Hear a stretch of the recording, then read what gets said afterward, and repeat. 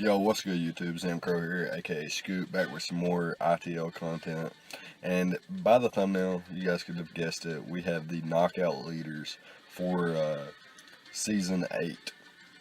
So, I was going to go over the top 10, but I felt it would have been too long of a video. I wanted to kind of keep it sweet, short, concise, all that good stuff. And I'm just going to go over the top 5. So at number 5, as you can see on screen, we have Kieran Black of the Sydney Sharpedos, coached by the Gypsy King, who picked up 11 knockouts throughout a 12-week season. Pretty fantastic. Statistically, it's with 11 knockouts, 12 games, statistically you're almost guaranteed to get one knockout per game from your Kieran Black. The way Gypsy used it, I know he used a choppleberry variant, he's used bulky variants, he's used choice scarf variants. I'm not sure if he actually used a life orb variant. I'm sure he did though, as it's one of the most threatening sets. But I know for a fact he ran choice scarf, he ran bulky. Excuse the highway there, the traffic sounds. Choice scarf, bulky. He brought Z-Move. He eventually turned it into his Z-Move captain and was able to pick up a Z-Move knockout with it. So I know he brought Z-Moves before. Just a fantastic Mon overall. Most of the time he brought it as a revenge killer or a breaker, but sometimes he brought it as a nice lure set for things like Lycanroc. And I believe that was even in week 1. So that's crazy how that was on the top of my head right there. But yeah, Kieran Black, a standout Mon in my opinion, still a top 10 format Mon in my opinion. And coming in at 5th in the ITL knockout leaderboard, pretty cool. Pretty cool to see this monster, still wreaking havoc as much as it did in the first draft leagues that started in Gen 6, I believe. But yeah, that's going to be it, and we're going to hop into number 4 now. So who do you guys think come in at number 4 on the knockout leaderboard? Alright, so we're going to hop into it now. I gave you time to guess, now we're going to hop into it. Alright, so at 4th place on the knockout leaderboard, we have Mew of the San Francisco Arcaniners, coached by Septol MC. And this is probably the most remarkable thing. This guy, George, left after half of the season was played, and nobody else actually picked up his team and played the rest of his games for him. I think he had 1 game played for him out of 6. So 5 unplayed games, and Mew still made the top 5 in the knockout leaderboard with 12 knockouts. More than Kieran Black? Are you kidding me? That's insane to think about.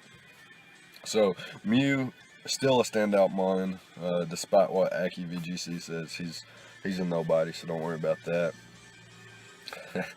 he likes when I shit talk. So, anyways, Mew, fantastic Pokemon. Ran offensively, defensively, setup, deters setup, stall breaker, sets hazards up. I'm pretty sure that one of these knockouts was a passive kill. At least one was. I'm not real sure though, so don't quote me or anything like that. But yeah, Mew coming in at number 4 here. And I guess we can go ahead and hop into number 3. And like last time, I'm going to pause. I'm going to give you a little time to guess who was number 3 in the ITL this season for the knockout leaderboard. So go ahead and guess.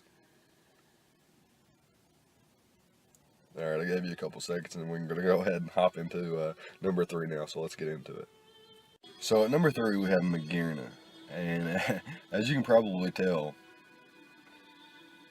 Gypsy King and his Sydney Sharpedos, this is the second time they're on the top 5 knockout leaderboard. So he had Kieran Black at number 5, and he's got Magearna at number 3. At the beginning of the season, I said the combination of Magearna and Kieran Black would probably take an average coach to the next level, would take a great coach to the highest level, and it would take the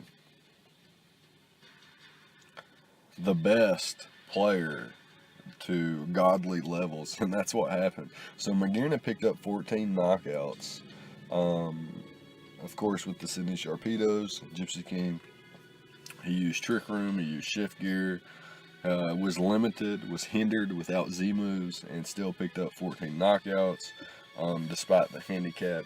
So just phenomenal. Not much to say about it. It has one of the best defensive typings in the game, as well as a plethora of move pool, offensively, defensively, all kinds of different setup options, even heart swap and things like that.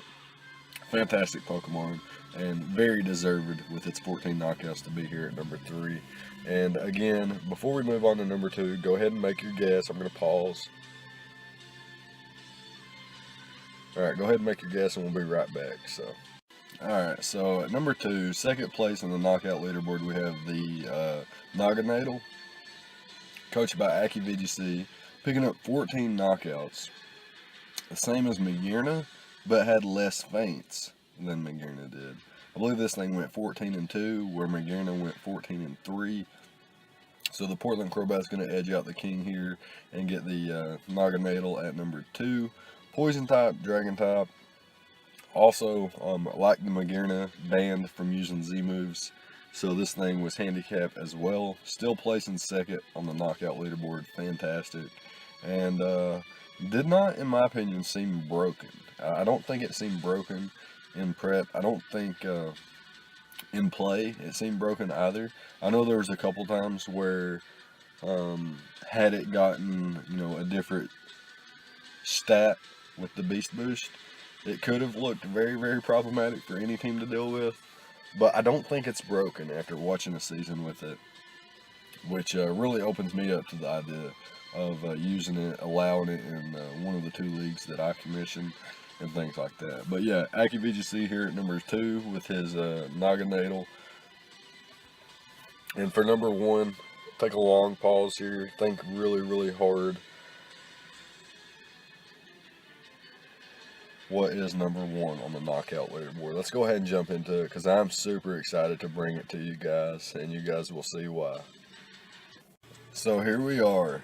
Mega Alakazam is the number 1 knockout leader in the ITL of Season 8. Picking up 15 knockouts throughout a 12-week season. Just fantastic. This thing was guaranteed a knockout in every match it came in. Statistically, picking up a few more here and there, or potentially not even picking up a knockout or even hitting the field in some games. So to think that it picked up 15 knockouts, and I think it had 3 feints, 15-3 or 15-5 or something like that. Just fantastic. Mega Alakazam's speed and its special attack power is just unrivaled, unmatched, uncontested in the Draft League format. This Pokemon is fantastic.